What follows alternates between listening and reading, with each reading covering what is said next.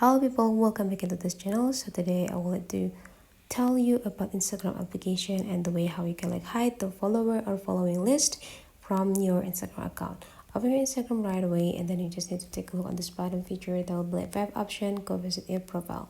Now you just need to click this three straight line on the top right corner. Go click settings and privacy, and now you just need to make sure that you already make this account into a personal account rather than the professional account. How you can know that this account is in a professional or personal? You just need to scrolling down until you got this for professionals, and then you just need to go click it.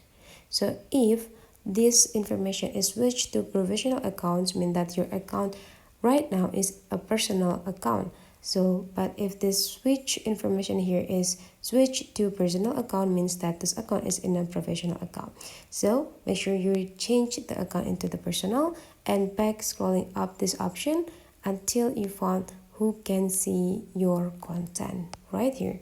And then you just need to go open this account privacy, and then make sure that you activate the private account by turn on this button, and then confirm that you want to switch this account into the private. So I will let to log in with my other account.